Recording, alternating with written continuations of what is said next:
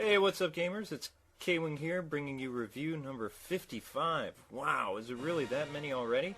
Anyway, today is a co-op review, LEGO Star Wars The Complete Saga. Give a quick shout out there, babe. Hey everybody, it's glad to be on the show. Glad to have you back. Alright, people, you know the drill. It's time for the story of LEGO Star Wars. Okay, so a long time ago in Hollywood, there were these three awesome movies in the 70s and 80s called the Star Wars Trilogy. Unfortunately, our story begins with these three embarrassing, poorly acted, long and boring prequels that utterly fail and nobody wants to talk about. Unless you're talking about LEGO Star Wars. That's right. In LEGO Star Wars, these horrible movies are somewhat bearable to watch and fun to play. After all, a bad movie is easy to make fun of. They certainly had a lot more to make fun of in episodes 1 through 3 than in 4 through 6.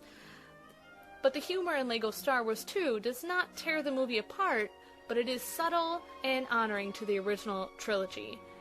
Right now, we're enjoying a cute little LEGO Star Wars slideshow made by this totally awesome graphic design major, I know.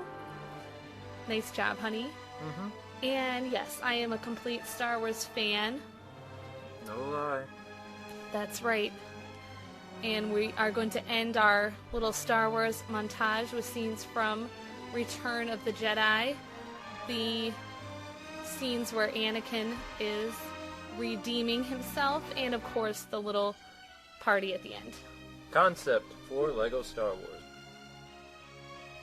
You can play Star Wars episodes 1 through 3, and of course the original trilogy, but with a fun, entertaining LEGO spin to the Star Wars universe. Now, LEGO Star Wars is all about the humor and making fun of this famous sci-fi saga.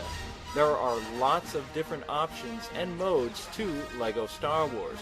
The first mode is Story Mode.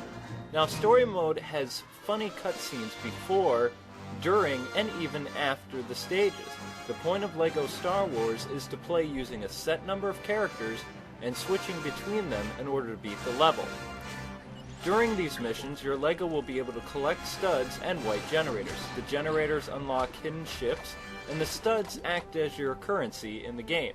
Now, the studs have a secret use too. When you collect 100%, you obtain True Jedi status. You can then unlock certain things hidden throughout the game.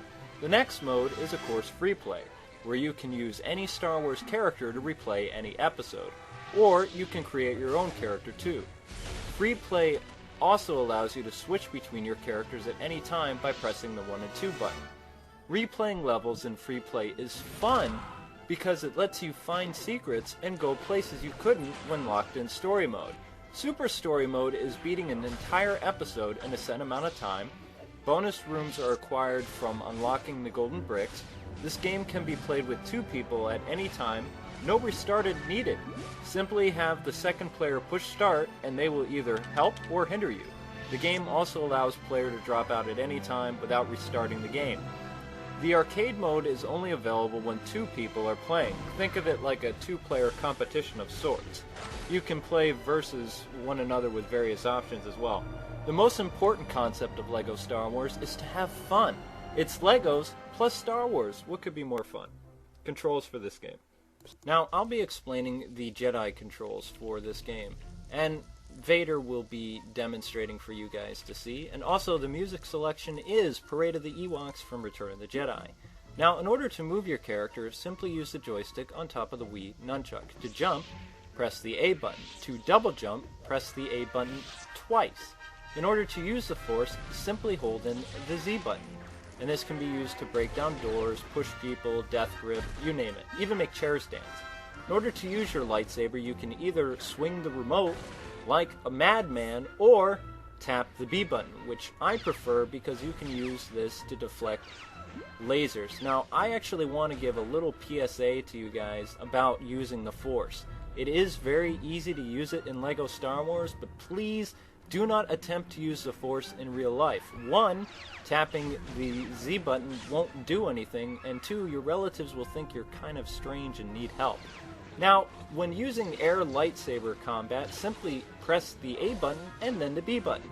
To do the Jedi Slam, double jump and hold in the B button. Then have at it and hack away, either swinging the remote or tapping the B button all day. Now, when using blocking, hold in the B button for lightsaber combat. You can push certain objects by walking into them. Your Lego will automatically latch on, and all you have to do is push or pull it. Move your Lego with a joystick. You can shoot a grappling hook by pressing the Z button, and you can jump by pressing A.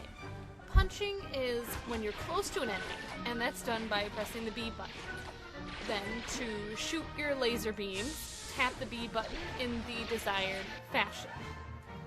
Designed for this game. Now, I know what you must be thinking. How can I explain the graphics? Well, this is a last-gen game, but what you have to remember is it is Legos, and for Legos, they look great. Not to mention that Traveler's Tales did a great job of showing the Star Wars universe in its high detail in Lego form. Like those shiny floors. Yeah, shiny floors, son. Sure. That works. That's what I like. Here's another good example. You see the Dagobah system, and of course the battle with Vader and Luke in Cloud City, and again, shiny floors. Yeah. This is probably the best detailed stage in the game, and my personal favorite to replay over and over just to look at all the great detail. Not to mention the character detail in this game is absolutely great. Time for the history of this game. First game came out in 2005, then the next one came out in 2006, and 2007. The next one is Indiana Jones, my personal favorite. Bad aspect for this game.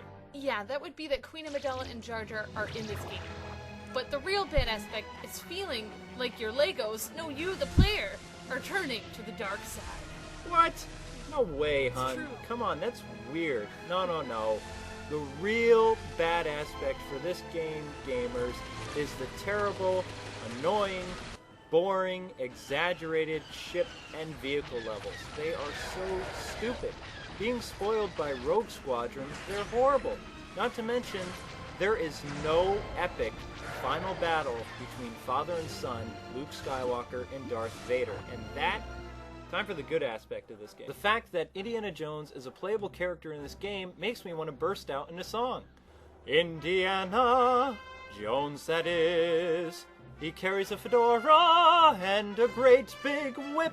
He goes on adventures and saves the day. Yeah, you get the rest. I mean, the guy is absolutely amazing. I love the fact he's in this game. Indy was one of the guys I looked up to as a role model in the 1980s. He is so cool. He's beyond cool. The guy is frozen. I mean, look at how he just takes over this game.